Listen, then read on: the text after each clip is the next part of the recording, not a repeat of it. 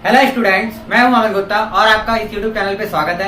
आज का जो हमारा टॉपिक है वो है सिमेट्रिक ग्रुप। तो आज हम सिमेट्रिक ग्रुप के बारे में पढ़ेंगे और इसके कुछ एग्जांपल देखेंगे। तो वीडियो को शुरू करने से पहले अगर आप हमारे चैनल पर नए हैं तो हमारे समर्थ लर्निंग हब के इस चैनल को सब्सक्राइब करें और बेल आइकन को दबाना ना भूलें, जिससे आपको आने वाली वीडियो की नोटिफिकेशन मिलती रहे। तो चलिए शुरू करते हैं।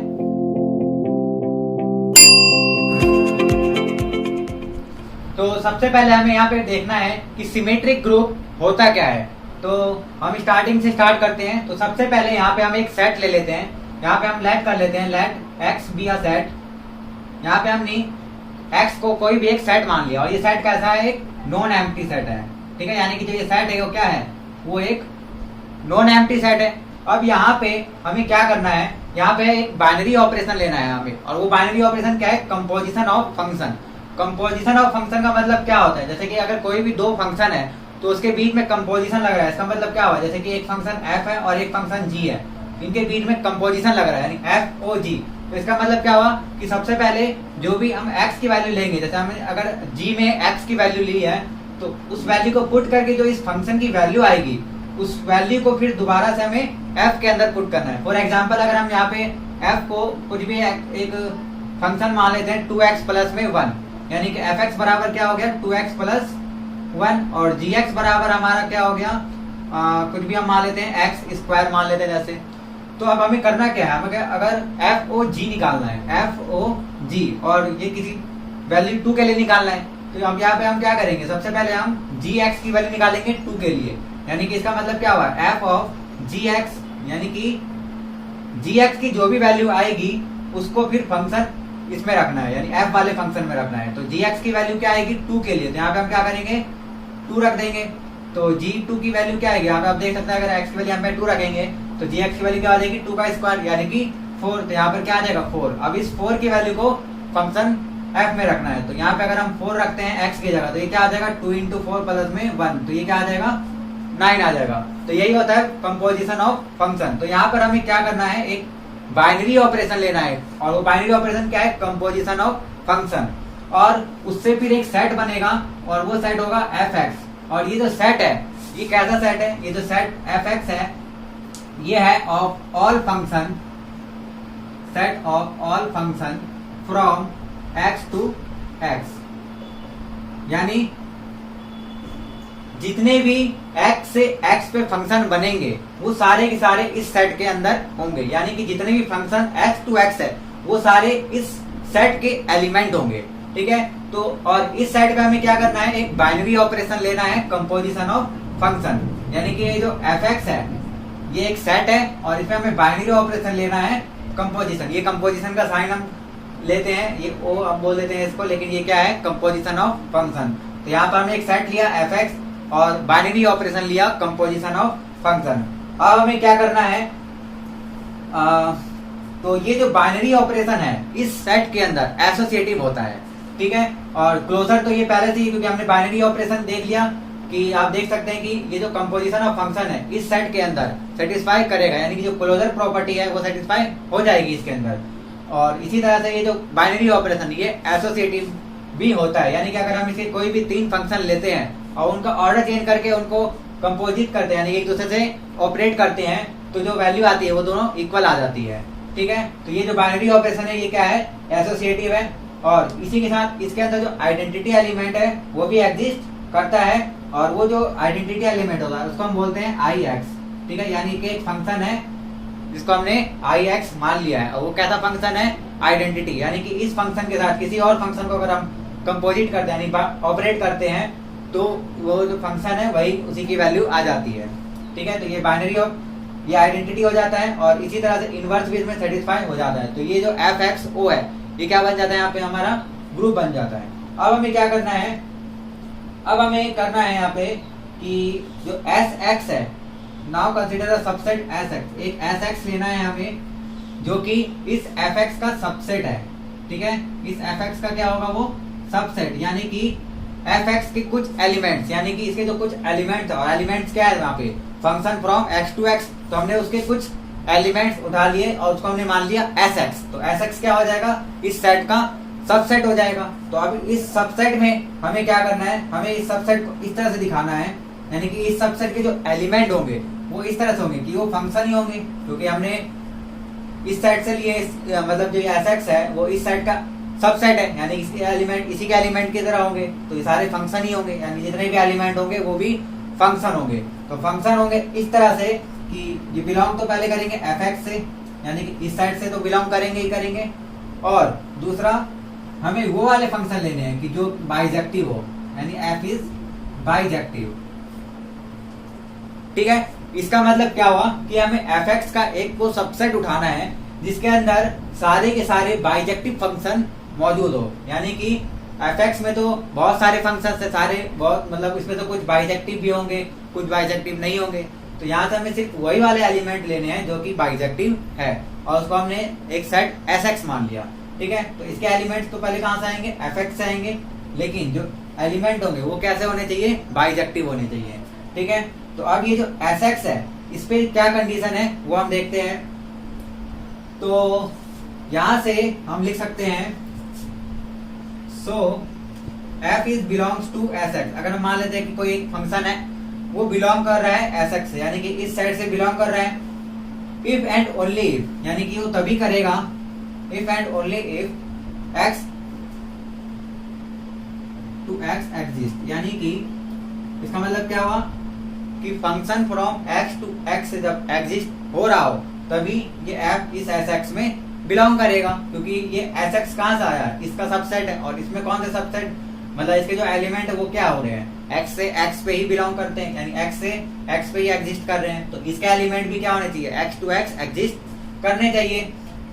अब क्या है यहाँ पे हम ये देख सकते हैं कि एफ ऑफ, यानी कि एफ ऑफ एफ इनवर्स, यानी कि एक फंक्शन है और उसका इनवर्स है, अगर उन दोनों पे हम कंपोजिशन लगा देते हैं, यानी कि ये बाइनरी ऑपरेशन लगा देते हैं, तो इसकी जो वैल्यू है वो क्या आ जाती है, वो आ जाती है आइडेंटिटी के बराबर। ठीक है, वो किसके बराबर आ जाती है, आइडेंटिटी के बराबर, क्योंकि हमने देख रखा है कि ये जो एफ है इस कंपोजिशन पे एक ग्रुप है और इसमें आइडेंटिटी एलिमेंट क्या है, आई एक्स है, तो इसके कोई भी हम फंक्शन लेते हैं और उसका इनवर्स फंक्शन लेते हैं, उन दोनों पे अगर बाइनरी ऑपरेशन लगाते हैं जो एलिमेंट आता है वो क्या आता है, आइडेंटिटी एलिमेंट आता है। तो इसी तरह से इस एसएक्स में भी तो इसी के सारे एलिमेंट है, तो इसके भी कोई से भी हम एलिमेंट लेते हैं तो और उसपे उसका इनवर्स कंपोजिट करते हैं, यानी कंपोजिशन लगाते हैं, तो जो एलिमेंट आएगा वो क्या आएगा, आइडेंटिटी एलिमेंट ही आएगा, क्योंकि ये इसी का सबसेट है। तो अब आगे क्या होता है, और इसी तरह से ये भी हम शो कर सकते हैं कि जो एफ इनवर्स है ये भी एसएक्स में बिलोंग करेगा। ठीक है, तो यानी कि जो एफ है और उसका जो इनवर्स है वो दोनों के दोनों इस एसएक्स के अंदर बिलोंग करते हैं। अब आइए हम आगे देखते हैं।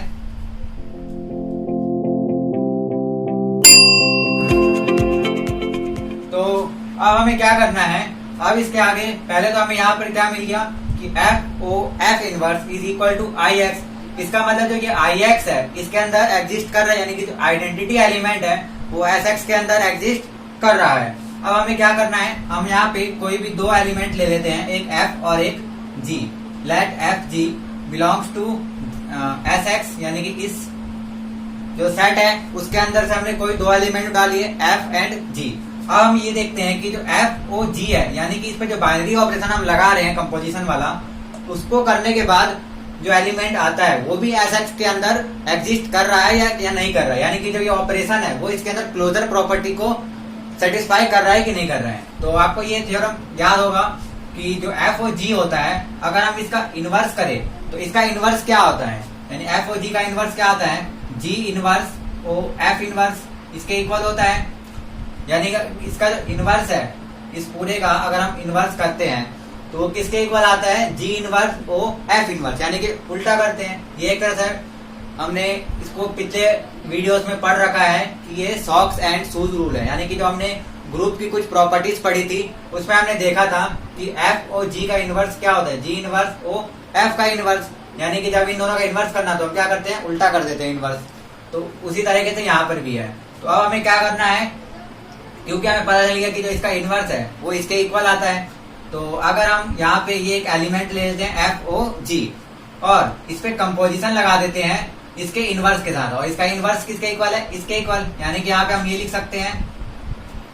ठीक है, तो ये अभी हमने देखा कि कोई भी एक एलिमेंट और उसका जो इनवर्स है वो किसके इक्वल आता है, आइडेंटिटी के एलिमेंट। तो यहाँ पे आइडेंटिटी एलिमेंट के इक्वल हो जाएगा ये, और ये अपोजिट किसके इक्वल हो जाएगा, यानी कि यहाँ से आप देख सकते हैं सिंपल कि अगर आप इसको सॉल्व करेंगे तो ये आइडेंटिटी ही आएगा, क्योंकि यहाँ से अगर हम इसको ऐसे ब्रेक कर दे तो ये क्या बनेगा, ये बनेगा जी इनवर्स। अगर हम इसको सॉल्व करते हैं तो ये क्या आ जाता है, आइडेंटिटी आता है। तो ये किसी भी फंक्शन और उसके इनवर्स का अगर हम कंपोजिशन करते हैं तो हमेशा क्या मिलता है, हमें एक आइडेंटिटी एलिमेंट बनता है या फिर 1 मिलता है।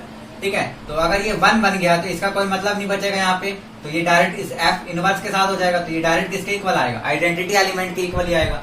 तो यहाँ से बेसिकली डायरेक्ट क्या हो जाएगा, आइडेंटिटी एलिमेंट के इक्वल हो जाएगा। यानी कि यहाँ से हम देख सकते हैं कि इसका और इसका अगर हम कंपोजिशन कर रहे हैं तो क्या आ रहा है, आइडेंटिटी एलिमेंट आ रहा है। और हमें ये भी पता है कि जो एफओजी है वो इसका इनवर्स है। ठीक है, यानी कि ये इसका इनवर्स है, यानी इसको इसके इनवर्स के साथ हमने ऑपरेट किया तो क्या आ गया, आइडेंटिटी एलिमेंट आ गया। और यहाँ पर भी आइडेंटिटी एलिमेंट आ रहा है, तो ये जो एफ है ये तो इसका एलिमेंट था और एफ इनवर्स भी इसका एलिमेंट था। इसका मतलब यहाँ पर भी जो ये एफ ओ जी है वो इस एस एक्स का एलिमेंट है। तो इससे ये इंप्लाइज हुआ कि जो एफ ओ जी है वो एस एक्स के अंदर इंप्लाइज कर रहा है। ठीक है, यानी एफ ओ जी इस सेट का एक एलिमेंट है। ठीक है, तो इससे हम ये पता कर सकते हैं कि एफ और जी अगर कोई 2 एलिमेंट है तो उनका कंपोजिशन भी, यानी कि जो हम बाइनरी ऑपरेशन ऑपरेट करेंगे तो जो एलिमेंट आएगा वो भी इस सेट के अंदर एग्जिस्ट करता है। यानी कि ये जो बाइनरी ऑपरेशन है इस सेट के लिए क्लोजर एक्सियम्स को सेटिस्फाई कर रहा है। और यहाँ से हमने देख लिया कि आइडेंटिटी एलिमेंट को भी सेटिस्फाई कर रहा है और इनवर्स एलिमेंट को भी सेटिस्फाई कर रहा है, क्योंकि यहाँ से हम देख सकते हैं कि इन दोनों ऑपरेट करके जो एलिमेंट बना उसका जो इनवर्स है वो भी इस सेट के अंदर एग्जिस्ट कर रहा है। तो यहाँ से हमें क्लोजर एक्सियम्स, आइडेंटिटी और इनवर्स एक्सियम्स ये तीनों के तीनों सेटिस्फाई हो गए। अब बच गया एसोसिएटिव। तो आपको ये पता है कि जो एस एक्स है वो कहाँ से आया है, एफ एक्स से आया है, यानी इसके अंदर जो एलिमेंट है वो किसके एलिमेंट है, एफ एक्स के एलिमेंट है। तो अगर एफ एक्स के एलिमेंट एसोसिएटिव है तो इसके एलिमेंट भी एसोसिएटिव होंगे, क्योंकि एलिमेंट तो वहीं से आ रहे हैं सारे। तो इसका मतलब कि ये एसोसिएटिविटी प्रॉपर्टीज को भी सेटिस्फाई करता है। तो इसका मतलब कि जो ये एस एक्स है और ये इस बाइनरी ऑपरेशन ओ के लिए एक ग्रुप बन जाता है। ठीक है, तो ये क्या हो गया, एक ग्रुप बन गया, क्योंकि ये चारों ग्रुप की जो प्रॉपर्टीज होती है, कंडीशंस होती है, उसको सेटिस्फाई कर ले रहा है। तो इस एस एक्स ओ को हम क्या बोलते हैं, एक ग्रुप बोलते हैं। और इसी के साथ ये जो एस एक्स ओ है यही हमारा सिमेट्रिक ग्रुप है।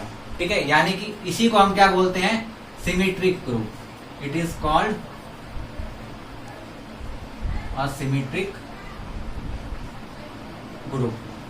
ठीक है, तो यहां से आपको डिफाइन पता चली होगी कि सिमेट्रिक ग्रुप की डिफाइन क्या होती है। बेसिकली सिमेट्रिक ग्रुप जो होता है एक सेट होता है, और वो सेट कैसा है, वो एक सबसेट है। और किसका सबसेट है, एक ऐसे सेट का जो कि फंक्शन ऑफ क्या है, ऑल एक्स टू एक्स, यानी कि इसके जो एलिमेंट है वो सारे के सारे क्या है, एक्स टू एक्स पे जो फंक्शंस बन रहे हैं वो सारे हैं। और इसका जो हमने सेट एस एक्स लिया है उसमें जो एलिमेंट है वो क्या है, इस सब मतलब इस सेट के ही एलिमेंट है, लेकिन वो वाले एलिमेंट जो कि बाइजेक्टिव है।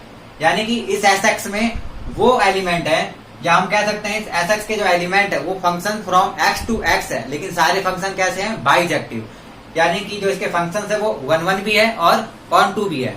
ठीक है, तो एक सिमेट्रिक ग्रुप में यही होता है, एक ऐसा सेट जो कि किसी एक्स या किसी सेट के फंक्शन, मतलब एक सेट से उसी सेट के बीच में जो फंक्शंस बन रहे हैं, और कैसे फंक्शंस बन रहे हैं, बाइजेक्टिव फंक्शंस बन रहे हैं, उन सब का अगर हम एक सेट बना लेते हैं और उस पर बाइनरी ऑपरेशन कंपोजिशन लगा देते हैं तो वो जो ये जो स्ट्रक्चर बन रहा है, ये स्ट्रक्चर क्या बनेगा, एक सिमेट्रिक ग्रुप बनेगा। ठीक है, तो सिमेट्रिक ग्रुप की यही डिफाइन होती है। और सिमेट्रिक ग्रुप क्या होता है आपने पढ़ा, और सिमेट्रिक ग्रुप कैसे क्रिएट किया हमने, इस एक सेट से क्रिएट किया। ये सेट क्या था, एक फंक्शन था, मतलब इसके जो एलिमेंट थे एक फंक्शन थे फ्रॉम एक्स टू एक्स, उसका हमने एक सबसेट लिया और सबसेट में हमने सिर्फ बाइजेक्टिव फंक्शंस लिए, और उस सबसेट को हमने दिखा दिया कि वो इस कंपोजिशन के बेस पे एक ग्रुप होता है, और वो ग्रुप हमने क्या निकाला, सिमेट्रिक ग्रुप। तो सिमेट्रिक ग्रुप आपको समझ में आया होगा। तो आज के हमारी वीडियो में सिर्फ इतना ही। आई होप आपको ये सिमेट्रिक ग्रुप का ये कॉन्सेप्ट समझ में आया हो। अगर आपको इसमें से कुछ भी समझ में आया हो तो प्लीज लाइक कर दें, और अगर आप हमारे चैनल पे नए हैं तो हमारे समर्थ लर्निंग हब के इस चैनल को सब्सक्राइब करें और बेल आइकन को दबाना ना भूलें, जिससे आपको आने वाली वीडियो की नोटिफिकेशन मिलती रहे। हमारे नेक्स्ट वीडियो में हम परम्यूटेशंस ग्रुप के बारे में भी पढ़ेंगे और हम आगे सब ग्रुप के बारे में पढ़ेंगे और होमोमॉर्फिज्म, आइसोमॉर्फिज्म के बारे में भी पढ़ेंगे। तो आज के लिए हमारे सिर्फ इतना ही। Thank you.